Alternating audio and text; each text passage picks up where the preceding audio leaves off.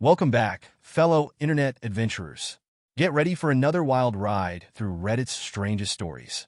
We're diving deep into the internet's quirkiest corners.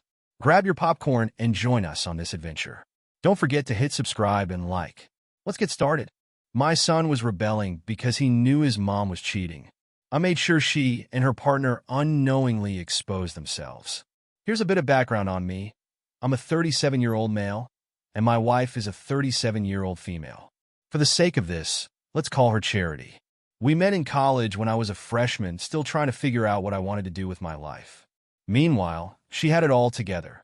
She was super focused and driven and already had a clear plan for her career. She wanted to be an academic, which honestly was pretty impressive to the me from back then.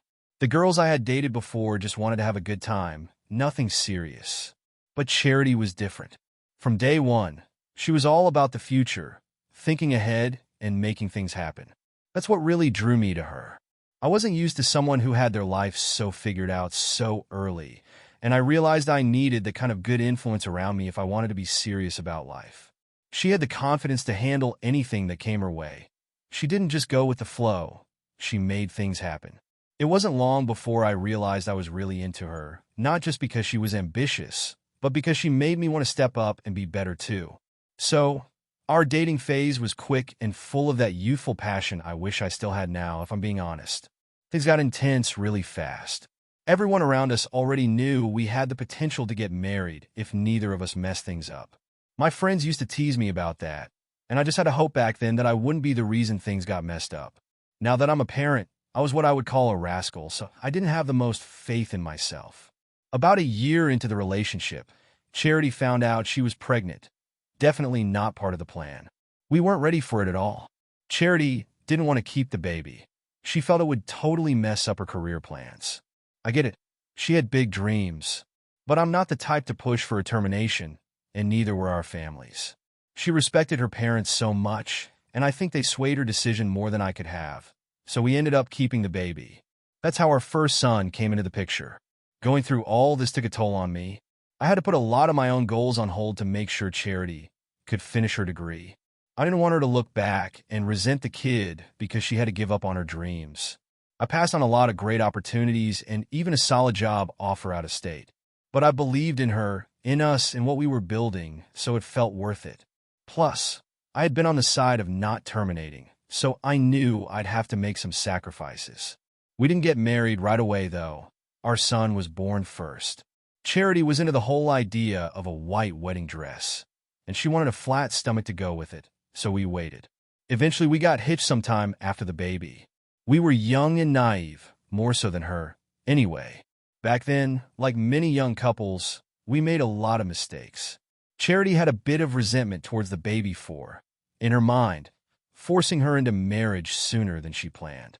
I mean, I get it. Everyone would get it. She had her life all mapped out, and suddenly here was a baby and a husband in the mix. But honestly, we learned quickly. Things with the baby got easier over time, and we adjusted. Charity finished her degree, got her master's, and eventually became an assistant lecturer. I was so proud of her. I used to brag about her to my friends all the time. She was the best, no doubt. Later in the marriage, we ended up having 2 more kids, and for a while I thought we were rock solid. She worked hard and increased our earning potential quite a lot, building a pretty decent life for ourselves. We weren't rolling in cash, but we were comfortable. Charity kind of became the backbone of the house. She ran things like a boss, handled the kids, and took care of the household. All I really had to focus on was providing and making sure I took care of my responsibilities as a husband. Honestly, I didn't mind at all. I got laid back, though, and let her handle. Most of the decisions at the time felt right, but looking back, I wonder if letting go of that much responsibility, especially with the day-to-day stuff, was part of what led to everything that happened later. The thing is, I actually believe that what we called our relationship was fine. Nothing stood out to me as off or weird. We were just a middle-aged couple who'd been married for over a decade. Obviously, there weren't any fireworks anymore, but it felt more like we were old best friends. No crazy passion, just steady, you know? Calm and cool. I'm not the best at expressing myself, but that's kind of how I felt. The crazy thing is, it was my son's behavior and my attempts to figure out what was wrong with him that opened my eyes to what was really going on. He started acting strange, and I know teenagers usually act strange, but this was different. It wasn't just normal teenage mood swings. He was straight up disrespectful to his mom, which was totally out of character. Yes, he and his mom had a lot of friction, which I had tried to fix, but I never really got anywhere. If we get to the bottom of it, I think she still harbored some resentment, but she loved him too. I wasn't let off the hook either. He avoided me too. Not outright rude, but he wouldn't talk to me at all. With his younger siblings, he went into full bully mode. It was like he was constantly angry at everything, and I had no idea why. We tried everything to discipline him. Grounding, taking away privileges, but nothing seemed to work. I even considered using the belt like how I was raised, but I decided that would only make things worse. He was just angry. I mean, the kid had everything he needed. We weren't strict or overbearing, so this behavior totally threw us off. It got so bad that my wife even started suggesting therapy. That's when I realized I needed to step in and do something more drastic to figure out what was going on with him. I talked to a few friends about it, and after hearing what they had to say, I decided to take a day off work to really sit down and talk with my son. I even called the school to tell them he was sick, just so we could have the day to ourselves. Later that day, I went to his room to talk. You know how it is with teenagers, but after a lot of back and forth, my son just blurted out something I never saw coming. He said his mom was cheating on me. I swear at first I laughed it off. I had known her longer than he had been alive, and I really felt like he hated her for some reason, and that this was his nuclear option to ruin her life. She was always either working or handling stuff at home. When would she even have time to cheat? Between her work, picking up the kids, and running errands, I didn't think so. So, it just didn't add up. But my son wasn't joking. He looked dead serious. And that's when I knew I had to really listen. As disrespectful and rude as he could be, I didn't consider him a liar.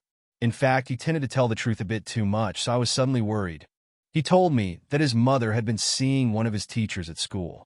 My boy had skipped school with his friends and saw them together, not just in a casual way. According to him, their whole vibe was off. It wasn't just a teacher-student thing. I was completely stunned. I kept asking if he was sure, if maybe he was mistaken, but by this point, my boy was in tears, which was a lot more vulnerable than I had seen him in ages. He was adamant he'd seen them together more than once, both in her car and outside of school. That's when it clicked. All his weird behavior, the anger, the way he'd been acting out, they were all because of this. He even told me he thought his mom never wanted him in the first place, that she treated him differently from his siblings, and he'd been holding all that resentment. He said that adding to what he'd been seeing made him hate her more and made him mad at me for being stupid and clueless for not seeing what was happening right under my nose. Even though I was shaken, I wasn't ready to jump to any wild conclusions. My child had just made a huge accusation that might affect our family dynamic and potentially destroy it beyond repair, but I wasn't about to dismiss it either. So, yeah, I'll admit I kind of played into his anger. I asked him if he could get more info, like maybe there was a way to dig a little deeper. It wasn't my proudest moment, but I needed to know the truth. Maybe I was too much of a coward to do it myself. I also hoped that by having him do the investigation, he would be able to prove himself wrong if possible and maybe let go of this anger to see that she truly loved him. I hoped to use that to heal any wounds he had. The plan he had was pretty simple. Check her text conversations and call records. She wasn't extremely tech-savvy, so I personally doubted that she'd delete any evidence. The thing is, it would have been super suspicious if I went snooping around her phone myself, so I had my son do it for me. He was already acting mad at me and rude to her, so he figured she wouldn't suspect anything. All he had to do was take screenshots and send them my way. No weird excuses, no sudden work trips, nothing like that. She just had more meetings at work, even on weekends, and she'd go to her office almost every day to prep for lectures. She didn't act distant or defensive, as you hear about in all those cheating stories that we read here. In fact, every time I asked her about her schedule, she had a totally reasonable explanation. At that point, before Jason got everything set up with the spyware and sent me the evidence, I was this close to getting him to stop the investigation. But thank God I didn't. I've seen the messages. I read through them, and it's all there. How they met or developed feelings for each other is something I will never know, but what I could see is how they talked about sneaking around, meeting up during work hours, and even their feelings for each other. I couldn't bring myself to confront her. I just sat with it. What pushed me to write this is the part when she started talking about leaving me. But here's the kicker. He wasn't into that idea. He didn't want her to leave me. He liked the way things were, sneaking around, keeping it casual. He wasn't interested in marrying her or building a life with her. He was just in it for the fun. Where they are right now is her persuading him, and now my son has gone even further. He's brought me pictures and videos of them meeting up. I guess he saw them when he was playing hooky yet again. Apparently, they have a casual rendezvous point. It's undeniable at this point, but even with that, I haven't confronted her yet. I'm so pissed off. I want concrete proof, like catching them in the act myself or something.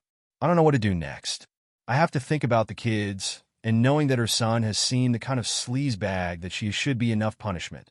People always talk about how divorced partners shouldn't turn their kids against the other parent, but the good thing is I don't need to worry about that. Now I actually feel worse about giving my son so much crap about his attitude. Edit. I've been told about 1,000 times already that I'm an a-hole for leaving the dirty work to my son. I agree. I know I messed up about that part, but I think I was so blindsided by the accusation that I wanted it to be wrong. I didn't want to do the digging myself and find the answer I was afraid to find. So I did the cowardly thing and left it to him. If I had another chance at it all, I wouldn't have done things that way. Even though it's not her name, I have to say that with a name like that, you'd think she'd be giving it away to her kid's teacher during office hours. I know. Anyway, your son's behavior was a red flag that something deeper was going on, and while using him to gather evidence might not have been the best approach. It's clear you were trying to get to the bottom of things without making any rash decisions. Sure, maybe not the best parenting moment, but hey, desperate times call for desperate measures. Update. Thanks to all your comments and advice, I decided not to confront her and made the choice to go straight to a lawyer. I collected everything, messages, timestamps, screenshots, and sent it all to the lawyer. It turns out her work commitments were really meetups with the teacher. The worst part? She involved our kids in her lies. She would tell my boy and the other two that she had important work stuff to attend to, when really she was sneaking off to see Chris, even when the kids needed to spend time with her. My lawyer was great. He immediately started working on the divorce papers and said all the evidence I had gathered was enough. Between the last time I wrote and now, I had my son install the app he was using to track her messages on my phone, and I got him to delete it from his phone. Thank God for that, because they graduated to sending themselves nudes and thirst traps. How convenient for me. The worst part is that on some of the days when they were sending all those things to each other, she'd come back and be unable to keep her hands off me. I knew it wasn't me she wanted, so I always came up with some excuse. My lawyer also said that in cases like mine, if I could prove she was not only cheating, but also neglecting the kids in the process, especially if that neglect came as a result of her keeping her affair alive, it would give me a stronger case for custody. The lawyer also mentioned that involving the kids in her lies could make for a much better case for me. As for the money, since we both earn about the same, it would likely mean no need for alimony. My lawyer advised me to keep track of any spending related to the affair that could be proved through her text messages, as that could affect the division of assets. Any financial support Chris received from her could be used in my favor. There were quite a few gifts from her to him. The lawyer had already prepared all the papers for the divorce, and I was planning to pick them up later that week, but I learned that she planned to meet Chris for lunch. For reference, she said she had to meet with some master's students to help them out with their research. A few days earlier was our youngest child's birthday, so my wife's sister and mom were around to celebrate. I was so pissed that she didn't even hesitate to make plans with Chris despite her own family being around. So I asked that she join us for lunch, hoping she'd scrap her plans, but she refused, even when the kids begged. That was when I knew I was going to go scorched earth on her. I think that made me so angry that I couldn't wait for the papers. I told my kids and relatives that we should go have lunch either way without her. The thing is, I was going to take them to where she was going. It was way out of the way, in a city about an hour from our town, which was why she liked to go there to meet with Chris. She must have thought there was no way in hell that I would ever catch her there. I wanted her to feel the kind of humiliation she'd been putting me through, and I wasn't doing it alone. I know a lot of you will disapprove, but I wanted my children to see who their mother was. They were all old enough for it. I wanted them to understand that it wasn't my fault when the divorce inevitably happened. That afternoon, we got to the restaurant and sat at a table where we could see the entrance. A few minutes later, We had already started eating when she walked in, arm in arm with Chris. They were all over each other. My blood was boiling, but I kept it together. I wanted her to walk straight into the mess. My daughter, the youngest, saw her first and instinctively called out, "Mom's here!" Before she seemed to realize that the setup wasn't right, Charity looked up, saw us all, and froze. I gave her a little smile and let the silence do the work. She came up to us and tried to stumble through some excuse, but it was pathetic. The damage was done. Our kids were there, her sister was there, her mother was there. I didn't need to say a single word at the restaurant. I just shook my head at her and walked out with the kids, two of whom were extremely confused, leaving her to deal with the humiliation and fallout. The look on her face was priceless, but it didn't undo the damage.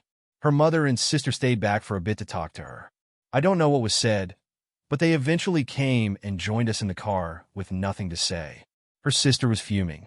When we got home, Charity tried to apologize, but it was way too late for that. Everybody was giving her hell. The next day, I gave her the divorce papers. She was stunned. I think she almost lost her mind, because maybe she only just realized at that point how heavily she had messed up and what had been at stake. My lawyer made sure the terms were airtight. She didn't get a dime, and I pushed for full custody of the kids. I didn't win in that regard because the belief was that her cheating didn't necessarily discredit her entirely as a parent, but it was still in my favor with a 730 custody arrangement. The beautiful thing is that she really didn't put up much of a fight. Her sister in particular put a lot of pressure on her because of what she had done. Her sister had struggled with partners, and to her, we had something good. Seeing her sister mess up a good thing probably reminded her of all the bad partners she had had. She is miserable. At least that is what she recently told her friends, and that is what they told me. Apparently, it was an attempt to see if I'd forgive her and to make me feel pity, but I'm way too far from pity. The school district didn't want to deal with the bad publicity from a teacher sleeping with a married parent of one of the students, so they let Chris go in an instant. That felt good to me. The kids are still processing everything. They haven't said much, and I can't blame them. I hate that it had come to this, but I think that a divorce is always better than children living with two unhappy parents. It'll always reflect on them in one way or another. Now that things are over, I just hope that we'll all be able to move on from it, and I really hope my children won't be worse off. I want to know that I didn't make a mistake. What's done is done, though, and I'm ready to move to the next stages of my life. Anyways, goodbye for now, and be sure to like, subscribe.